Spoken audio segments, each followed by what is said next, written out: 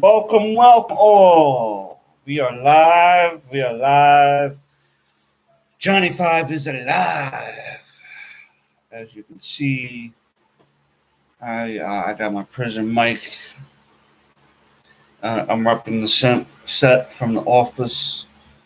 Uh, Michael Scott and I, we did that time together. You know what I mean? Michael Scott's gangster son. Welcome everybody. Welcome back to Tully Television. I appreciate you all for subscribing, commenting, sharing, liking, hitting all in that bell notification. Thank you. We would not have made it this far on the channel without you guys tuning in, and staying tuned. Means the world to me. Only together can we go straight to the moon, baby. Um, Yeah, so we're gonna do this weekly stream as always on Thursdays here on Tully Television, 8 p.m. Eastern. So if you come across this, just know here on Tully Television we do this every Thursday. Um, Today I'm going to be talking a couple of things, nothing too crazy. Because it's been a very hectic few weeks for the Tully Television House. Um, my mother-in-law has been in uh, the hospital the last couple of weeks, and she had to get some surgery done this last week, but she's slowly but surely recovering. I appreciate all the well wishes I've gotten for her. She appreciates it too. And yeah, so it's been pretty busy in that regards here. Me and the missus has been very uh, on edge because of wanting her to get better, the mother to get better. Um, my editor, Smokey Bishop, has been going through a lot of work hours and a lot of situations himself in regards to being busy. He is in the process of trying to change some things up that he needs to change up on his end for the betterment of his future. So he's been concentrating on that. So we've just been doing the stream and waiting for Tim's schedule to slow down a little bit so we can get some more videos up to you guys and see if you dig what you're hearing, and if not, always let me know down below what you think of anything on any subject that I talk about. I'm always here for a friendly debate that's respectful. Um, Nothing wrong with roasting each other once in a while. We all need a little roasting. Uh, but I think everybody wants to feel like you're laughing with them and not at them, type of thing. So that's where I'm at with how I want our community to be with each other. Nothing wrong with a little discrepancy, but as long as we go about it in a respectful way, I'm down for it. You know what I mean? Today, let's see. Today, I want to talk about one of my favorite movies of all time, uh, The Never-Ending Story. But before I do that, hold on. I forgot to do something real quick over on this end where you guys don't see. And I'm going to do that now because I didn't realize, oops, how? Oh, goodness. What am I doing? Hello, everybody. Hello. There we go. Ah, goodness. Sorry, guys. Sorry. Here I am. Take me by the hand. Yeah, you know. So yeah, Never Ending Story. Okay, I remember seeing the Never Ending Story in the movie theater with my uncle Bart. Okay. Yeah, that's right. In my family, there's three Barts. Me, my uncle, and his son. My mother decided to name me after her brother, and made her other brother my godfather. Um, Out of the two choices, I'm glad that I got uh, saddled with Bartholomew. I can't stand the name Edward, but we'll get into that another day. I'm sure every Edward out there, for the most part, is a wonderful person. I just can't stand the name.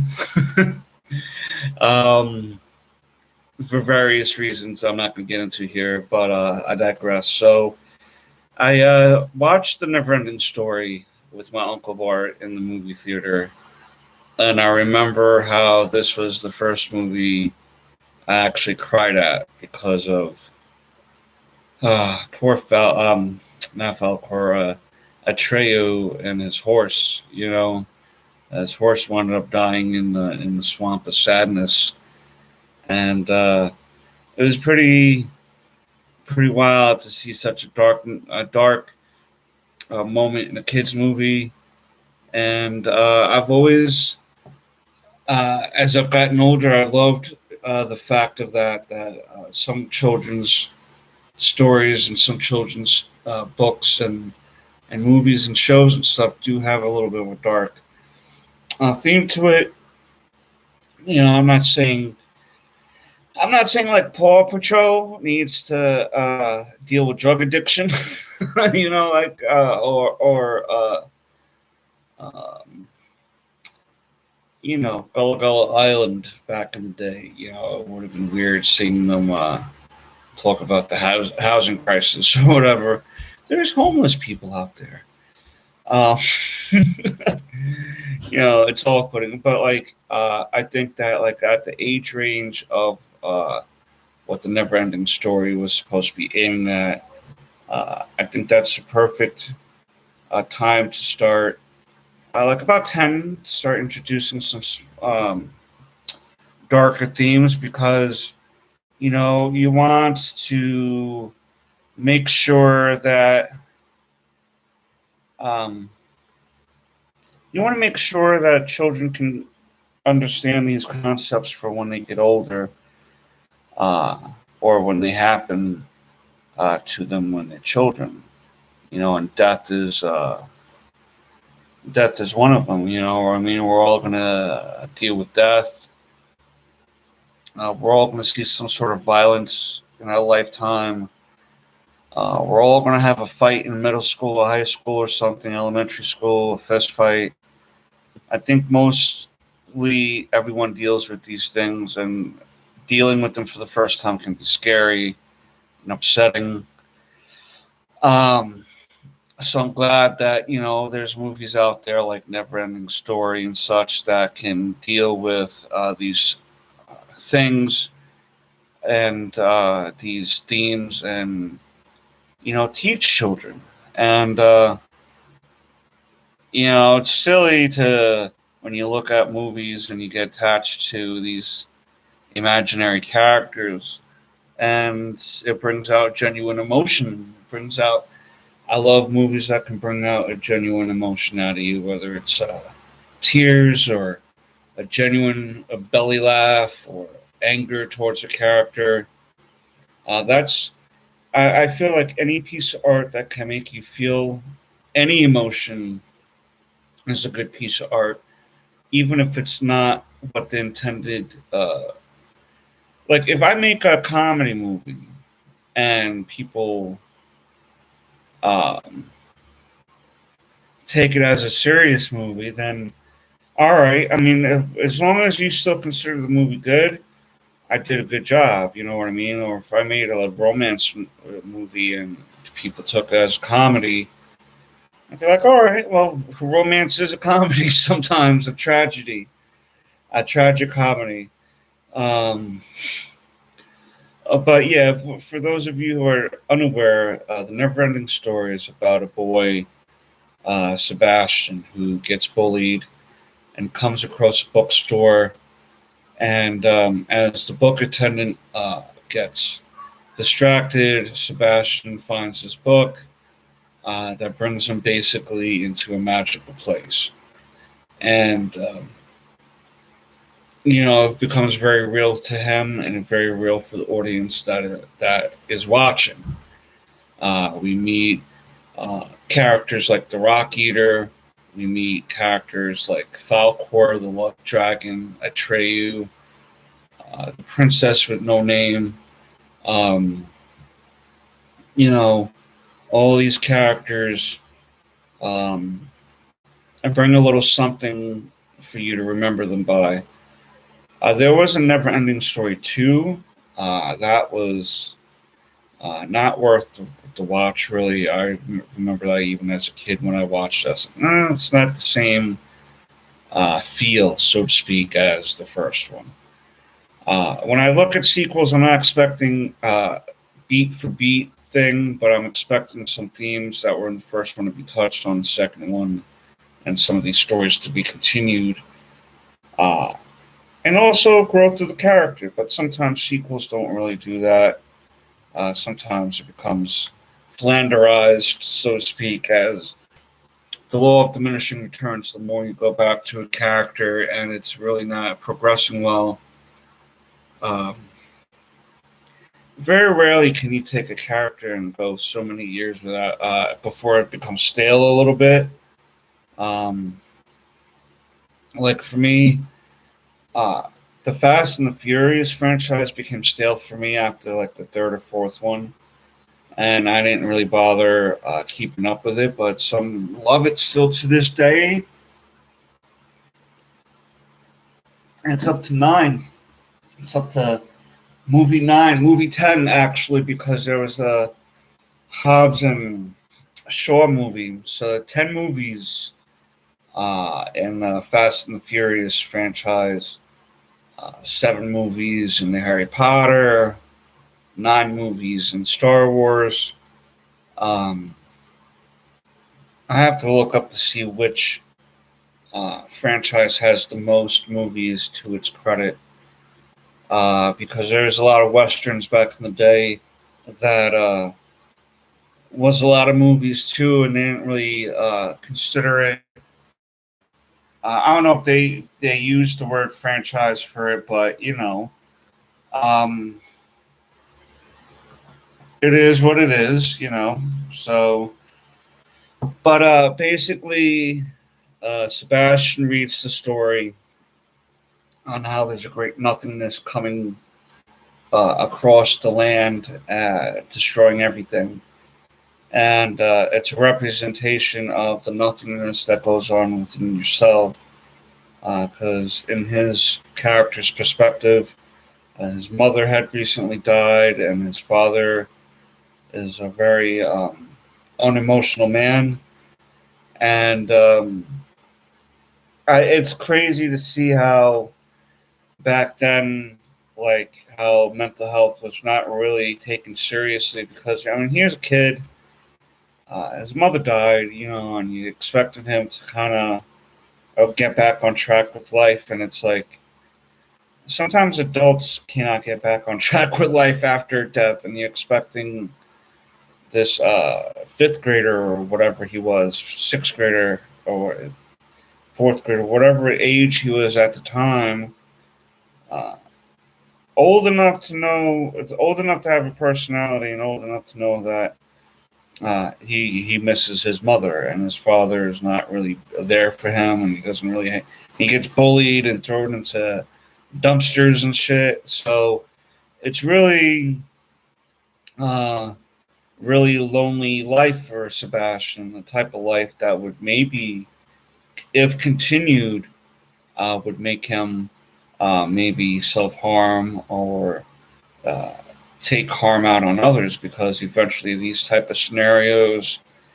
for young kids that grow into adulthood without a support system, a lot of times, even if there's no violence perpetrated, it's it breaks a person. You know what I mean? I didn't necessarily have the biggest support system in my childhood either, and as I've gotten older, I've learned to try to deal with some of the backlash and things that I've learned from those time periods, and try to understand that living out of survival sometimes makes you think about life in a different way, and makes you very cold, and it makes you very unemotional, very detached, as opposed to someone who's born out of love and lived in love, and the very nature versus nurture thing.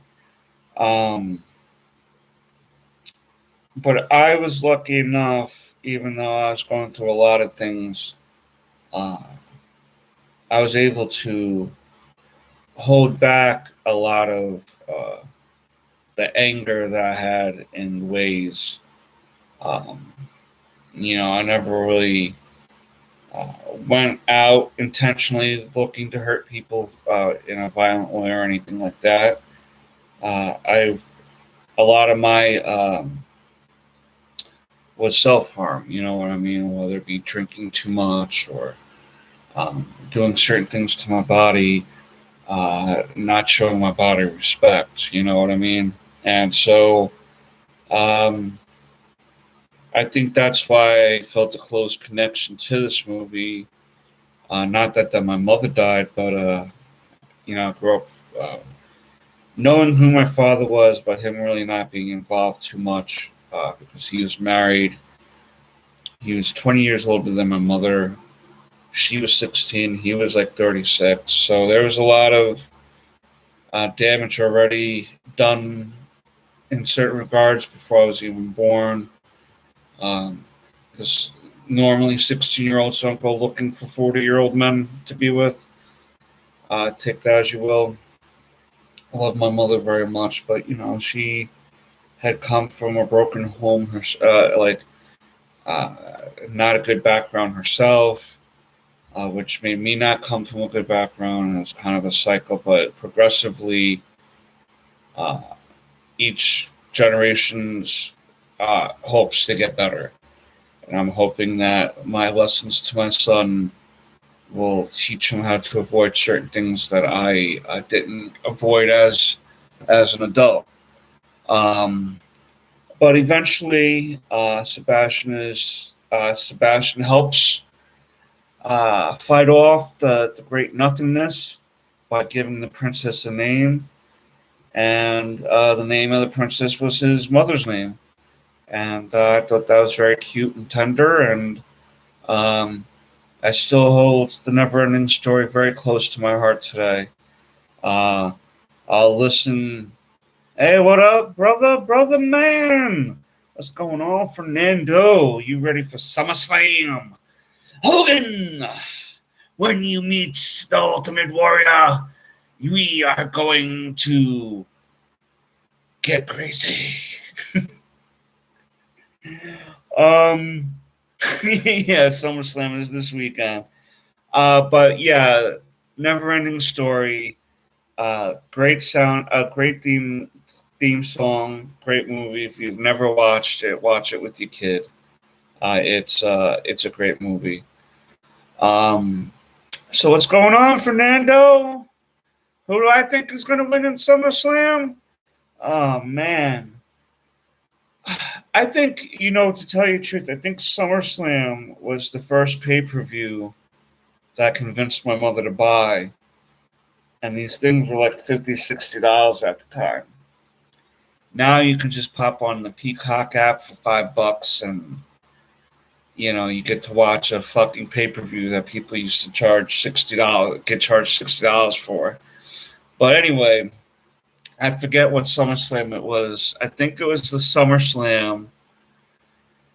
It might have been the SummerSlam with Money Inc. I remember Money Inc. being one of the teams.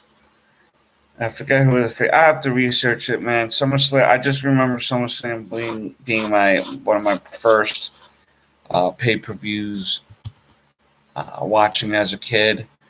Who do I think is going to win this year's SummerSlam matches? Well, from the matches I know offhand, Roman Reigns and John Cena.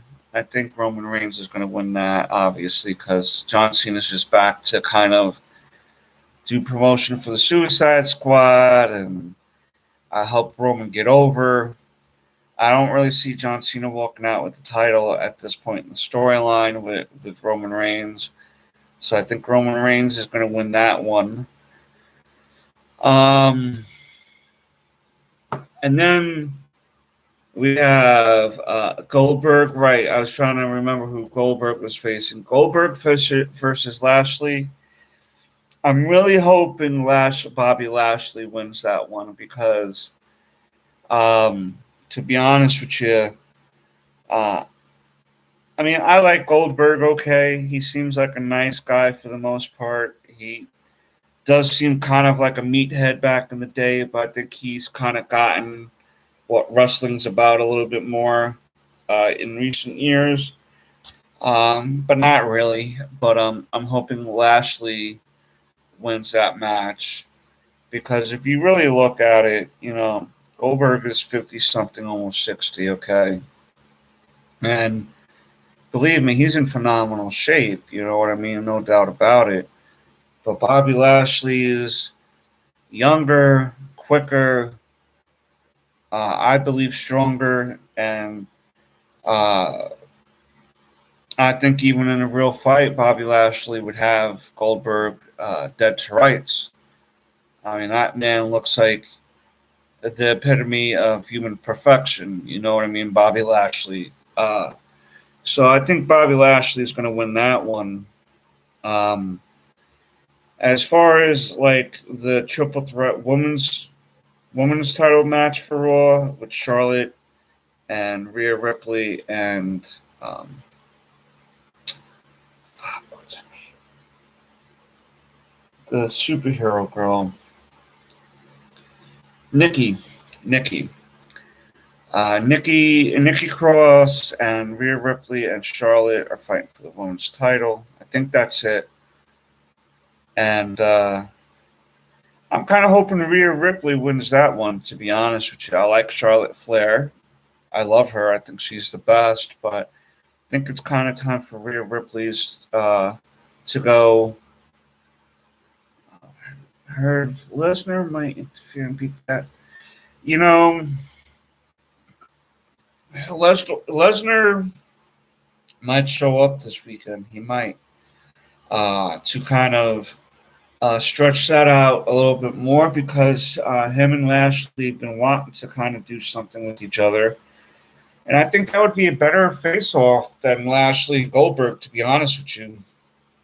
I think seeing, when I talk about the peak of human perfection, Brock Lesnar is another one that is the epitome of what, you know, the peak of human perfection, so to speak. And he's a tough bastard, man. It seems like a great guy, but mean bastard if you cross him. So that'd be interesting. Interesting to find out. I don't know if I'm going to do SummerSlam this weekend.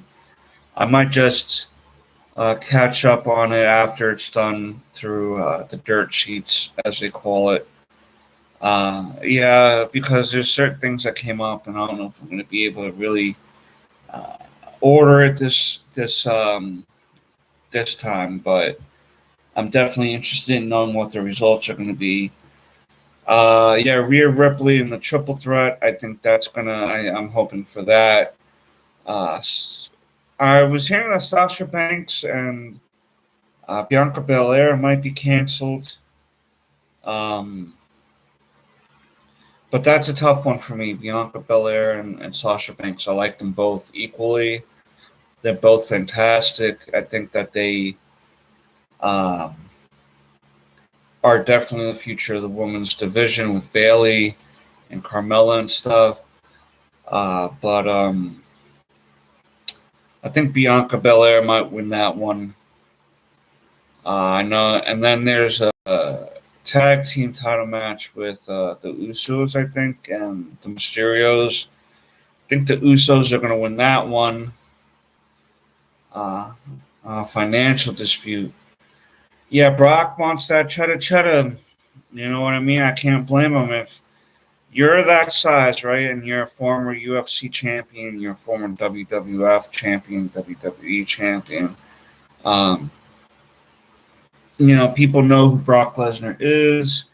He's a household name. So he's as Paul Heyman makes sure that his men get the top dollar. RK Bro, actually, I want RK Bro to win this weekend. I'm a big AJ Styles fan. I like almost Osmos, however you pronounce his name. I think he's going to have a great future in WWE, especially with AJ helping him. Uh, but I'm liking the RK Bro thing for the time being.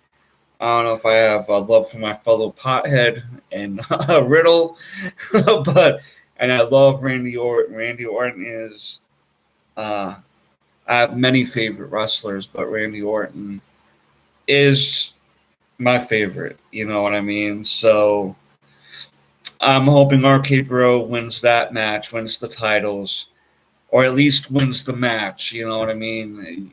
You know how these distraction finishes and roll ups and this and that go. Dominic might turn on his father. I I want them to hold off on that a little bit. I want them to hold off on that a little bit because um, I just want Dominic to get a little bit more experience in the ring. You know, I mean, give him another 6 months. Give this story another 6 months. Everyone's loving the father son dynamic, especially seeing Dominic from the little boy that he did with the Eddie Guerrero feud, and seeing him grow up now.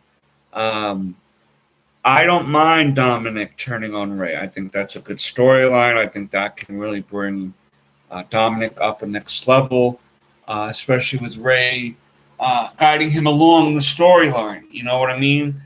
Make it comfortable for him to be in the ring more often and under the tutelage of his father, under the tutelage of some of these other people are training him. I think Dominic is coming along well, but you can still tell he's a little of a rookie still in the ring. So you want to slowly get him going. So then when he finally faces Rey Mysterio, he has that speed along with his father, and I think that would be um, a good match because of how big Dominic is compared to how small Ray is. It'd be a good match, but I just want them to hold off on a few more months, a few more months. Maybe make them go after the title one more time, or something after SummerSlam, and then maybe by Survivor Series, or like Hell in the Cell. No, I don't know if Hell in the Cell.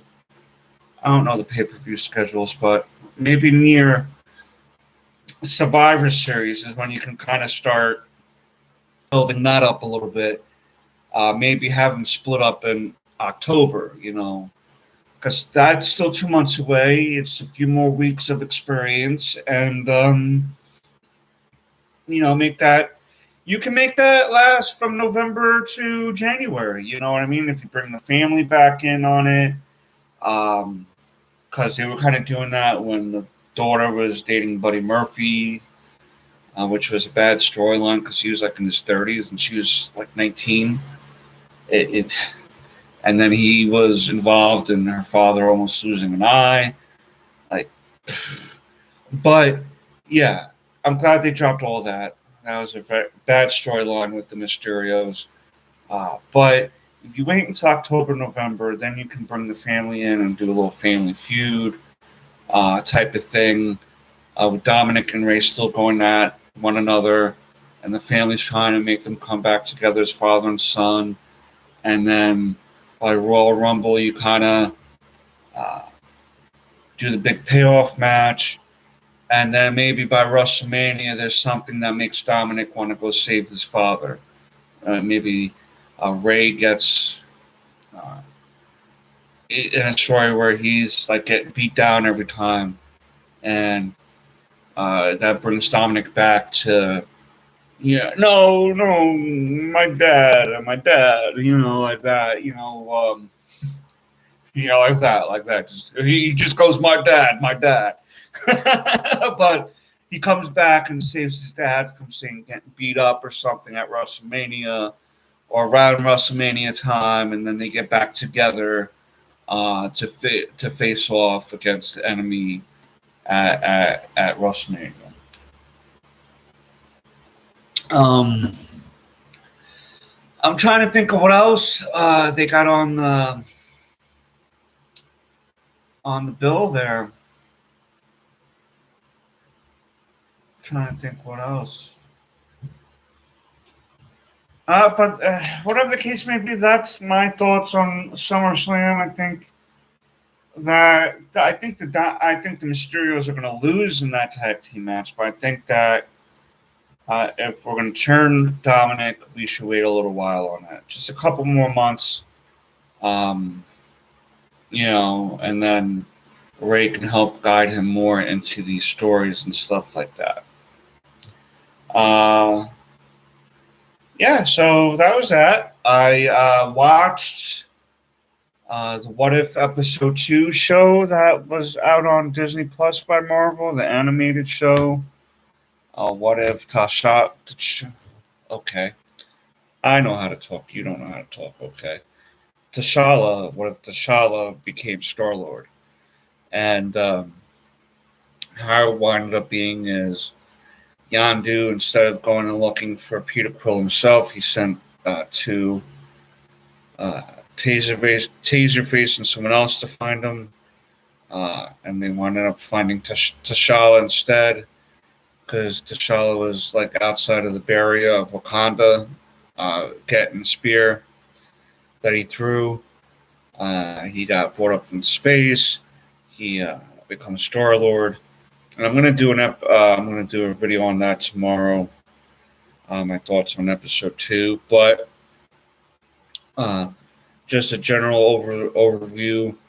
It was one of the last performances by Chadwick Boseman.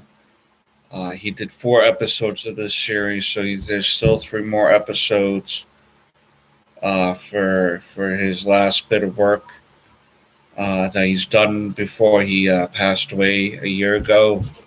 Pretty much this month, I think it was a year ago this month, he passed away. And these last little bits of work he did for the MCU are coming out now. Episode 2 is fantastic. It was good to hear Chadwick's voice again. It was better than episode 1, but I'll do the video on that tomorrow. And once Tim can get his time settled between work and such, we'll get that out to you, episodes 1 and 2. But if you haven't started watching it yet, episode 2 is definitely better, I think. I'm still kind of iffy on the animation. It kind of looks like a Telltale game. If you ever played the Walking Dead game or the Batman game that Telltale had put out, similar animation style. So DC still has a leg up on the animation and how the animation looks. Marvel does better movies for the most part. Which brings me to Suicide Squad. Kind of disappointing that the second weekend lost. That's been losing a lot of money. Black Widow's been losing a lot of money too, for the most part. I think Black Widow's going to break even, barely. Suicide Squad, there was a drop off of interest, and that was kind of disappointing to see because the Suicide Squad was a great movie. I thought it was one of the better DC movies that they put out. It was graphic. It was a decent story. It made you invest into a lot of the characters, even if you didn't think or know of these characters beforehand. If you didn't know Peacemaker, if you didn't know Ratcatcher 2, if you didn't know the Polka Dot Man or Bloodsport or whatever before this movie or whatever, it made you feel for them by the end of the movie. Uh, I'm kind of surprised that it didn't do as well as what the movie actually is. I think that between Black Widow and the Suicide Squad of this year, I think the Suicide Squad was better than Black Widow. Um, I think that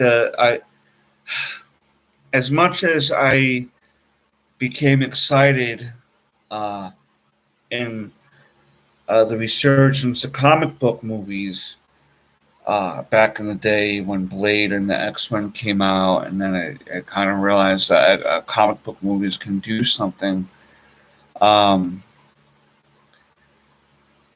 I was very excited to see where we can go, and sometimes, yeah, these movies don't do as well as we hope because we have high expectations of them.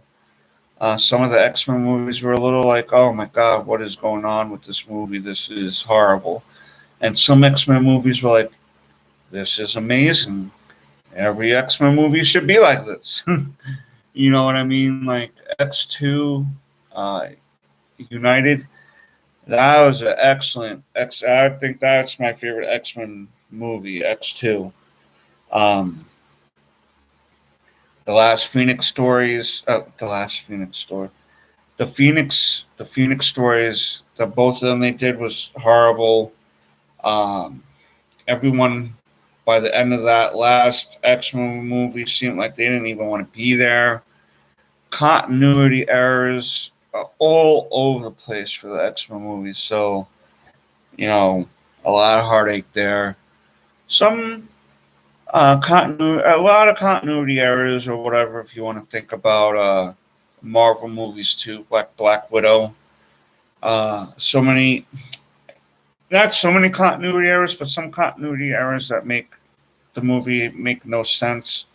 Like, how was the Red Room able to survive up in the atmosphere without Tony Stark finding out, without Shield finding out, without all these other uh, entities and government and superheroes and no one knew about Red Guardian, the super soldier. You're like a lot of head shaking. Black Widow, yes, I have my issues with Black Widow, but I think it was an okay movie. But yeah, the Suicide Squad was better than that. I think people are getting tired, maybe a little bit. Maybe they're getting a little burnt out from superhero movies, and I can understand that. I can understand that. And I'm a comic book fan, and I there's still so many movies that and shows they can do, and what's killing it too is sometimes they're choosing characters that are not very popular or well known, and it's hard for even comic book fans to get behind because, for example, Shang-Chi, right? And The Legend of the Ten Rings is going to deal with the story of the Mandarin and Shang-Chi. Now, not many people know who Shang-Chi is or the Mandarin, and then the debacle with Iron Man 3, Iron Man 3. Um, uh, yeah, it's he's not a well-known character, so not many people are going to get behind him.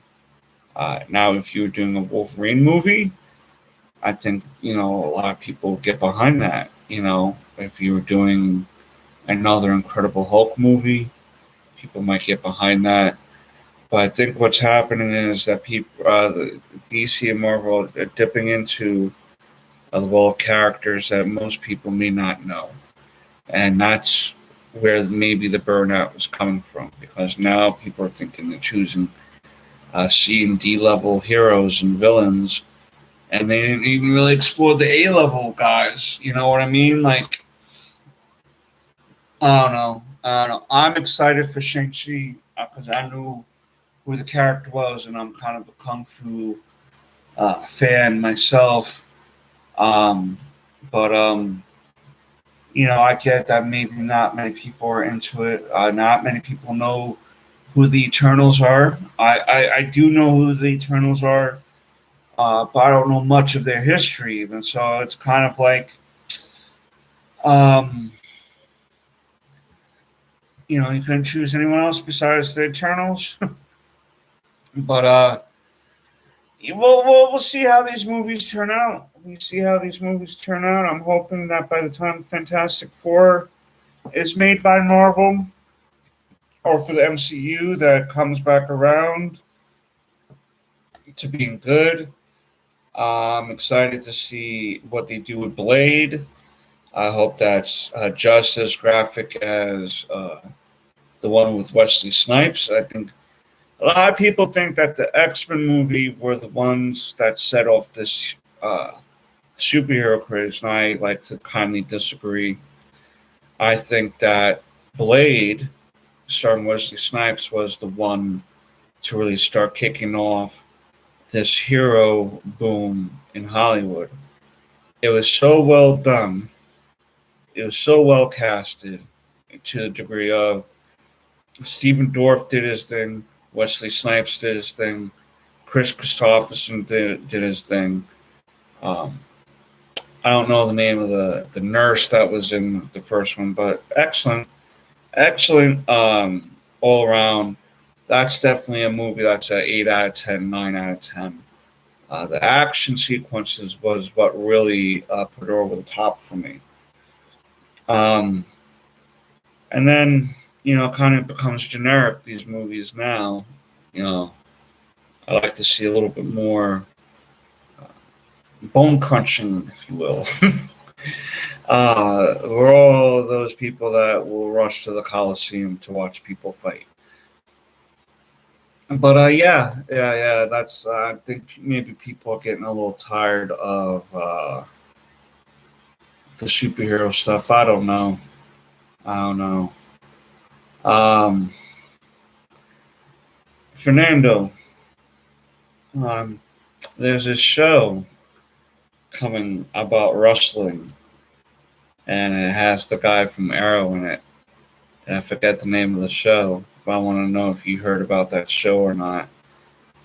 It basically revolves around some wrestling company and basically the lives that they live and stuff like that. And it shows how they live behind the scenes and stuff like that and what have you. So I don't know if you've come across that yet or not, or remember the name of it. I can't remember the name of it, but yeah, I think it might be coming on Netflix or something. I'm not sure. But speaking of wrestling earlier, I wanted to let you know of that. And let's see here. I got this comic in this week. Nightcrawler number 7, and read that. Very interesting. We'll be doing a video on that soon as well. And yeah, that's about it for me for the week. That's all I can think of at the time being to speak about. Let me know who your favorite superhero is down below. And let me know who your favorite wrestler is down below if you're a wrestling fan.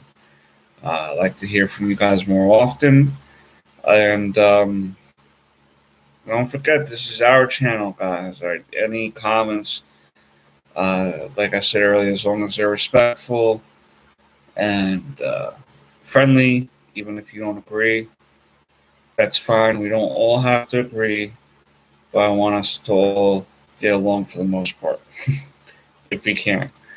Um, but um, that's it for now, guys. Don't forget to like, comment, share, subscribe, and only together can we go straight to the moon, baby! Until next time, peace, Snookums.